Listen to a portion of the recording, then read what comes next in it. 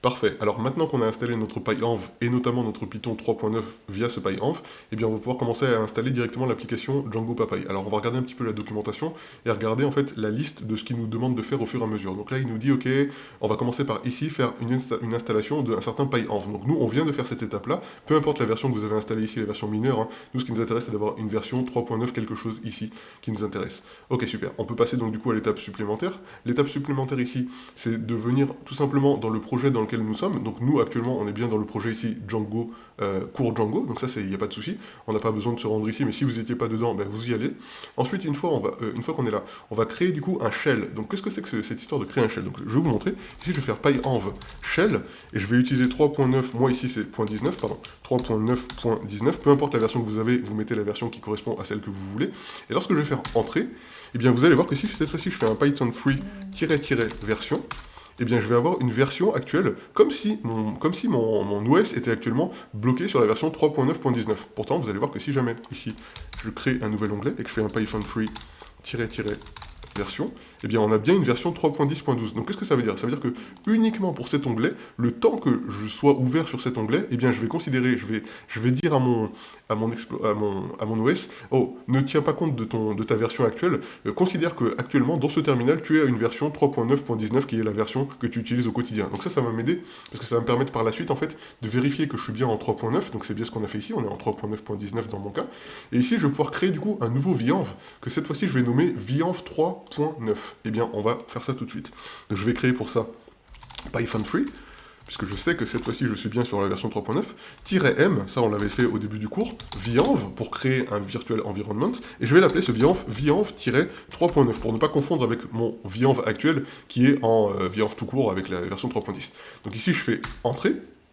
Bien sûr, Python est en train de me créer un vienv. On va quand même vérifier si le vienv qu'il a créé, une fois qu'on l'aura sourcé, sera bien dans la version qu'on souhaite. Donc, premier truc qu'on fait, on va sourcer ce vienv. Donc, pour ceux qui sont sur Windows, vous vous rappelez, c'est directement vous la commande vienv /script, je crois.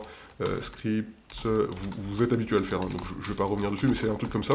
Activate, je crois. Et pour ceux qui sont sur Unix, donc Linux ou Mac, pour vous, c'est source vienv. Et cette fois-ci, -3.9, etc., etc. J'ai oublié de vous mettre ça d'ailleurs pour les Windowsiens. Pardon. Cette fois-ci, ce sera vienv-3.9, script, et activate. Je crois que ça fera quelque chose comme ça, à vérifier, mais si vous avez un souci, vous me mettez ça dans le commentaire et je vous confirmerai ou je vous donnerai le petit truc qui va bien, parce que je ne l'ai pas forcément en tête là. Pour les autres, ce sera du coup source vienv, cette fois-ci 3.9, parce que je souhaite bien ici faire appel à la version 3.9, bien sûr bin ici, et bien sûr activate. Donc actuellement, si je viens faire un python free version pour vérifier la version de mon vienv, bien entendu je suis sur une version 3.9.19 parce que c'est celle qu'on avait sur ce terminal là. L'avantage c'est que maintenant si je ferme ce terminal et que je viens ici, alors j'étais ici, je viens faire CTRL SHIFT T pour ouvrir un terminal, une nouvelle onglet de terminal au même endroit. Ici cette fois-ci je vais voir que j'ai bien mon vienv qui a été conservé, donc celui qui est à la version 3.10, qui est actuellement actif ici, mais je vais aussi avoir la possibilité ici d'exploiter sur ce nouvel onglet une version 3.9. Donc pour ce faire je vais faire le source vienv-3.9 bin activate. Ici, si je fais un python free version, et bien entendu, je vais avoir du coup la version 3.9.19 comme c'était requis pour pouvoir travailler avec transcript. Donc ça c'est nickel.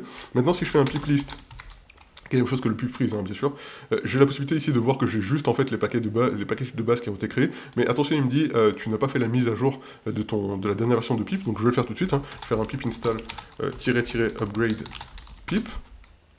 Ok, donc il va m'installer la dernière version de pip. C'est pas très grave, mais c'est juste pour une question pour vous d'avoir toujours la dernière version de pip pour pouvoir venir choper les dernières mises à jour et les dernières notamment mises à jour de sécurité. Ok, je peux faire un CTRL L pour faire un peu de place, ce qui est l'équivalent de clear ou de CLS pour ceux qui sont sur Windows. Et à partir de là, ce que je vais faire, c'est que je vais venir en fait suivre toujours la même documentation. Et ici, on me dit il faut faire un pip install Django PyPy. Ok, bah, c'est parti. Donc pip install Django-PyPy. Donc pip install Django PyPy, hop, donc il est en train d'installer, en train de collecter Django PyPy, et comme vous regardez, en fait, si vous regardez bien, vous verrez qu'en fait, il est vraiment en train de récupérer ici transcript. Donc il est en train de récupérer transcript, notamment, et aussi tous les autres éléments dont il a besoin. Donc il nous dit, ok, c'est bon, j'ai récupéré transcript, j'ai récupéré Django PyPy, MyPy, etc.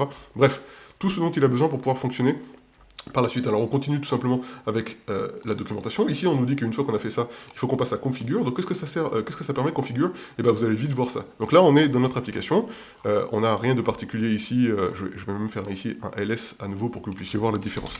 Donc ici, voilà comment on est juste avant d'appuyer sur configure. Je vais cliquer ici sur configure. Donc du coup ça s'est auto-complété parce qu'en fait, en réalité on a installé ici configure lorsqu'on a installé Django PyPy. Si je fais entrer, eh bien on voit qu'en fait il est en train de faire un certain nombre de trucs ici. Et pour moi ça va bien se passer parce que j'ai déjà installé npm. Mais pour vous, en fait, si vous n'avez pas encore installé Node Package Module, eh bien, il va falloir que vous le fassiez. Donc, du coup, j'ai fait arrêter ici parce que j'ai oublié de vous parler de ça. Il est possible que parmi vous, certains n'utilisent pas du tout de JavaScript et que du coup, vous n'ayez pas installé npm parce que vous n'aimez pas ou parce que vous pensez que c'est pas une bonne chose, etc. Donc, vous allez ici taper npm. Et en réalité, npm, c'est juste vraiment un raccourci pour dire que ce sont les package managers, l'équivalent de PyPy, pour Node. Donc, en réalité, ce qu'il faut que vous installiez, vous, c'est Node.js. Donc, vous allez cliquer ici sur Node.js. Pour ceux qui sont sur Windows, c'est tout simple. Vous cliquez ici sur télécharger Node.js. Si vous êtes sur Mac, pareil, vous cliquez sur télécharger Node.js et vous installez. Si vous êtes sur Linux, ça va être un peu plus compliqué. Il va falloir ici que vous cliquez sur les gestionnaires de paquets. Donc vous cliquez sur gestionnaire de paquets, vous allez descendre et vous allez aller ici sur consulter d'autres gestionnaires de paquets soutenus par la communauté. Vous descendez, vous allez jusqu'à Debian. Ok, là ça bug par exemple, donc vous allez descendre. Vous allez jusqu'à Debian et Ubuntu. Vous cliquez ici sur distribution binaire de Node. Hop, vous descendez. Là, ici, il va vous dire que du coup, ça marche pour Ubuntu, Debian, Red Hat, etc., etc. Bon, on descend. Ici, on va aller sur Debian et Ubuntu-based distributions. Donc, ok, on va descendre ici sur Ubuntu versions. Et ici, on a l'installation qui nous est donnée avec la version Node 22. Donc, du coup, on va juste en fait copier ces commandes-là, les mettre dans notre terminal, suivi de cette commande-là, dans le terminal, commande la terminal, commande la terminal. Et on aura terminé comme si vous étiez sur Mac et Windows. Donc comme ça, du coup, vous aurez installé Node.js. C'est très important d'installer Node.js et les paquets et npm pour pouvoir du coup utiliser Django PyPy comme il le faut. Donc du coup, je reviens du coup sur mon Django PyPy. Une fois que vous avez bien tout installé, vous pouvez tout simplement rafraîchir votre terminal, etc. avec la commande qu'on avait vue un petit peu plus tôt. Ou vous pouvez juste en fait considérer que du coup, on va vérifier si node-version est bien installée. Ok, si npm version est bien installée, et si c'est le cas, bah c'est tant mieux, ça veut dire que du coup vous avez fait votre installation. Si c'est pas le cas, vous fermez votre terminal, vous rouvrez votre terminal, et bien sûr vous allez sourcer à nouveau votre VIANV 3.19, et cette fois-ci vous pouvez appuyer sur configure. Donc en faisant configure, en réalité, ici il est en train de faire un certain nombre de trucs, il est en train d'installer des projets dans Django. Donc qu'est-ce que j'entends par installer des projets dans Django? Et bien vous voyez ici qu'il a créé par exemple, je sais pas si ça se voit bien pour tout le monde, mais ici il a notamment créé ici un folder qui s'appelle T-Logic, dans lequel il a certainement, dans lequel il a déjà mis un certain nombre de fichiers Python qui vont vous permettre en fait d'exploiter en fait bien sûr Django PyPy au mieux pour pouvoir avoir encore une fois une configuration déjà prête pour Django.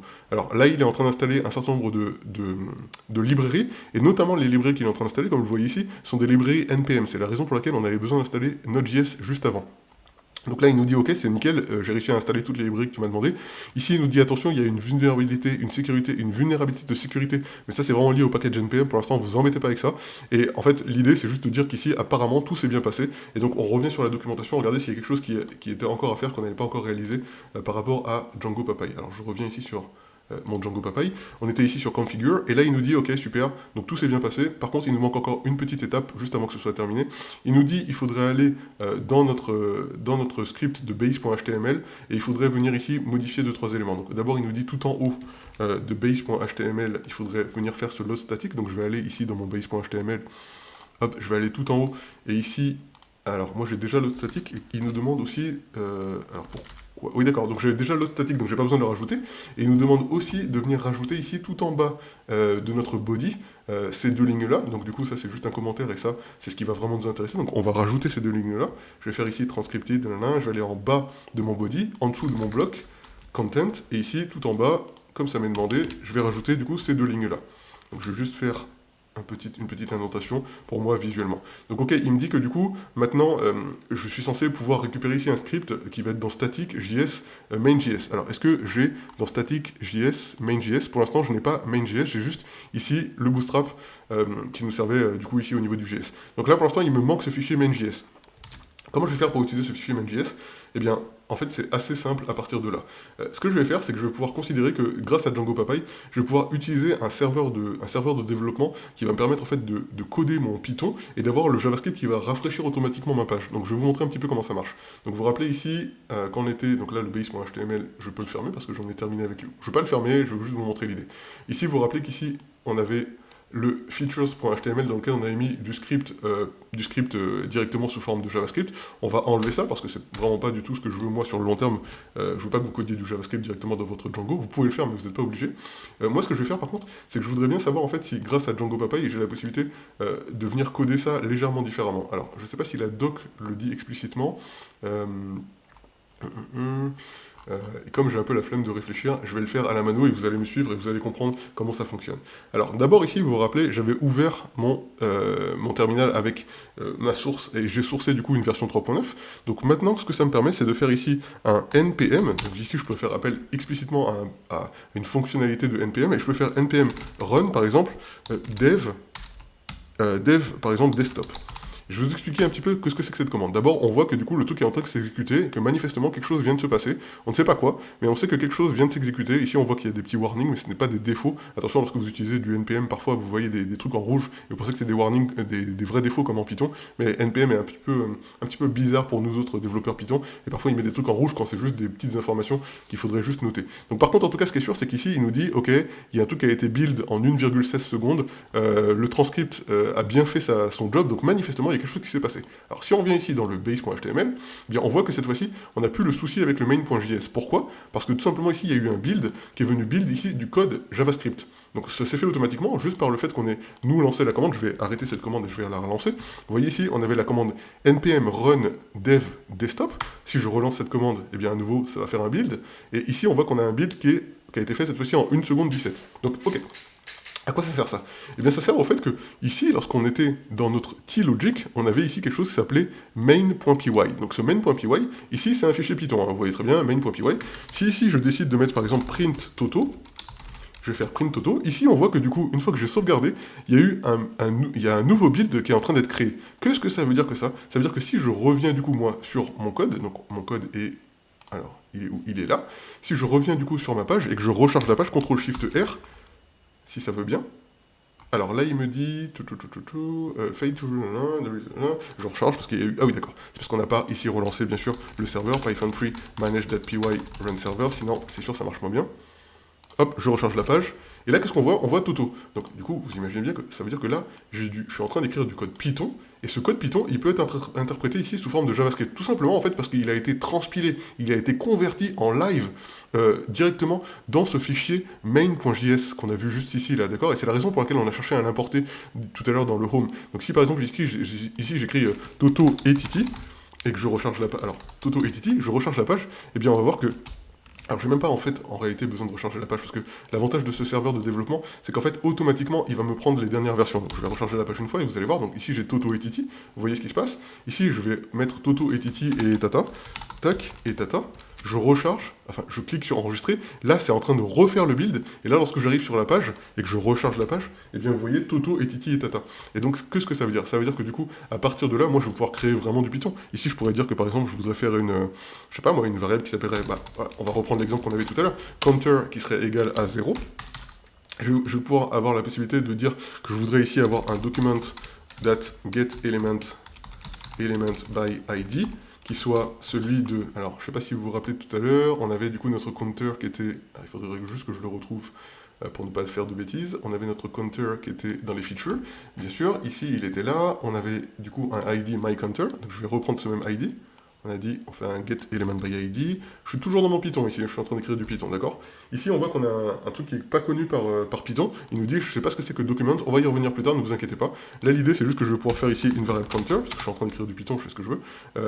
On va même dire que c'est le counter element, on va dire que c'est l'élément du DOM, document object model ici, qui s'appellera counter L, et on va dire que du coup, de la même façon, on va venir récupérer ici le button, et du coup, on va lui donner cette fois-ci un ID en réalité. On va appeler par exemple my-button. Donc ici, je vais récupérer du coup cet ID my-button. Je vais ici créer de la même façon un button L. Ici, je vais lui donner document. Donc là, je rappelle, je suis toujours dans Python. Get element element by id, et je vais venir ici, hop là, excusez-moi, passer my button, et du coup, ce que je vais faire ici, c'est que je vais dire button, l, point, add event listener, et je vais venir ici créer du coup le paramètre click. Comme je suis en train d'écrire du Python, ici je peux créer une lambda function, qui est l'équivalent de ce que j'aurais écrit avec une fonction fléchée en JavaScript, et j'ai la possibilité ici de venir dire counter l, ou ouais, alors je sais pas ici si ça marchera très bien, mais on va essayer ça déjà comme ça. Je pense que ça marchera pas parce que c'est pas une syntaxe vraiment reconnue par Python, ça, de faire ça de cette façon-là, donc on va le changer. On va créer ici tout simplement une fonction, et on va dire increment underscore counter. Je vais créer du coup cette fonction juste ici, def increment underscore counter, et je vais lui donner du coup une valeur, donc je vais dire que counter l point inner HTML, on se rappelle, inner text pardon, c'est ce qu'on avait vu un petit peu plus tôt, ce sera égal à, ce sera plus égal à 1. Ça marche aussi en Python, on a le droit de faire ça. Ok, si je fais ça, est-ce que j'ai oublié quelque chose? Ça a l'air plutôt correct. Je recharge la page ici, je fais plus, et ça ne fonctionne pas parce que j'ai dû oublier quelque chose ou que je m'y suis mal pris. Alors, inner... oui, d'accord, ici c'est pas... Hop, je vais passer directement l'élément sans y faire appel ici. Et on va regarder si ça marche mieux. Hop, et ça marche mieux effectivement. Alors du coup ici, en fait j'ai écrit tout ça en Python, vous voyez très bien, ça c'est une syntaxe Python, il n'y a aucun problème. J'ai le droit d'écrire ça de cette façon-là. Je peux aussi ici écrire, pour ceux qui sont un peu plus avancés au niveau du Python, je peux aussi ici écrire ça de la même façon, c'est la même chose. Ici je décide de passer par exemple un event, et ici j'ai le droit de passer aussi un event, bien sûr à partir du moment où je décide ici de récupérer un event. Donc ça, j'ai tout à fait le droit de le faire, il n'y a absolument aucun problème. C'est du Python, tout à fait tout ce qui est de plus standard. Je recharge la page, je fais ça, et ça marche toujours. Donc là je suis vraiment en train d'écrire du Python là. Là, vous voyez l'avantage avec le transcript et Django PyPy, on est vraiment en train d'écrire du Python. Il y a la seule petite différence, c'est qu'ici, on voit que ça, c'est pas vraiment une syntaxe, enfin, c'est pas vraiment quelque chose qui est reconnu par Python. Là, tout à l'heure, lorsqu'on était en train d'écrire add event listener, on n'avait pas d'autocomplétion, on n'avait pas d'autocomplétion avec le get element by id, tout ça. Mais ça, en réalité, vous allez voir très très rapidement en fait que on s'en fiche complètement parce qu'en réalité il y a déjà Django PyPy nous a déjà mis à disposition encore une fois des choses qui permettent de ne pas se casser la tête avec ça. Et du coup par exemple si ici je vais regarder au niveau de Django PyPy, je vais voir que du coup le T-Logic qui nous a permis ici il est venu en fait créer un truc qui s'appelle PyJS. Et du coup dedans en fait il a déjà toutes ces features en fait qui sont fournies par du JavaScript. Et donc en réalité ici si je fais le petit raccourci que je vais vous montrer un peu plus tard, skip pragma, bah, ici j'ai la possibilité en venant ici récupérer directement depuis le fichier .shared, donc là ça veut dire que je suis ici, dans .shared, utils, vous voyez ici, PyJS, je viens récupérer tous les éléments, et du coup ici, j'ai plus les soucis. C'est-à-dire que si ici, par exemple, je voulais faire je sais pas moi, counter l, add event listener, et bien j'ai bien l'autocomplétion qui va se faire comme je l'aurais eu en JavaScript, sauf que là je suis vraiment en train d'écrire du Python. Et l'avantage c'est qu'en fait, non seulement je suis en train d'écrire du Python, mais si je veux exploiter vraiment toute la puissance et de Python et de JavaScript en même temps, bah si je veux, au lieu d'écrire ici un print de, je sais pas moi, par exemple Toto, tout à l'heure on avait dit on voulait écrire un print de Toto, j'ai aussi la possibilité, puisque je suis aussi en train d'écrire une formule sous forme de Python et de JavaScript, j'ai aussi la possibilité d'écrire ici Titi. Et donc si je viens sauvegarder ceci et que je viens ici recharger, qu'est-ce que je vois ici? Alors, si ça veut bien, pardon. Je viens voir récupérer à la fois Python avec Toto et à la fois JavaScript avec Titi. Est-ce que vous comprenez un petit peu tout l'avantage de Transcript et de Django PyPy dans ce cas-là? Est-ce que vous voyez un petit peu tout ce que ça apporte? C'est incroyable. Donc là, s'il y en a parmi vous qui sont vraiment super à l'aise avec le JavaScript ou avec un Python avancé, vous devez déjà vous rendre compte à quel point le truc va être brillant, parce que là, on n'a encore rien architecturé du tout. Là, on a juste fait un tout petit truc pour vous montrer que du coup, ça fonctionne. Imaginez lorsqu'on va commencer à architecturer une grosse application avec vraiment une super architecture, et du coup, vous voyez bien ici que déjà, le T-Logic ici qui nous a été créé par Django PyPy, ça vous permet de commencer à avoir une architecture qui est bien balèze. On peut récupérer ici un certain nombre de helper functions, etc., etc. Tout ça, c'est du lourd pour ceux qui comprennent bien ce qui se passe en ce moment-là. Et ceux qui n'ont pas encore compris, accrochez-vous.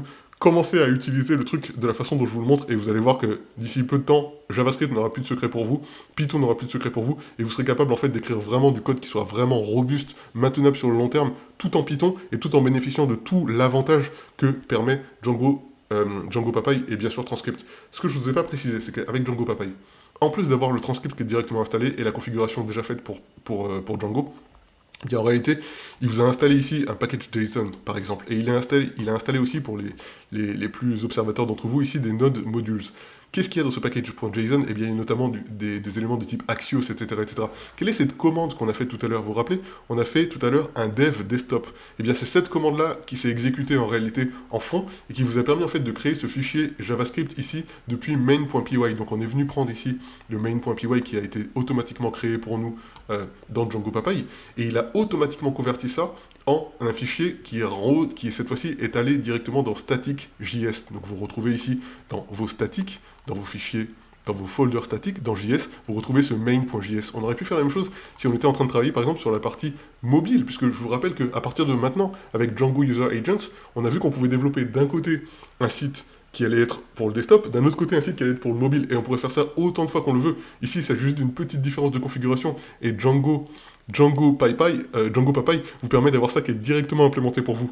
Est-ce que c'est pas la joie ça? Allez, on se retrouve après, ciao ciao.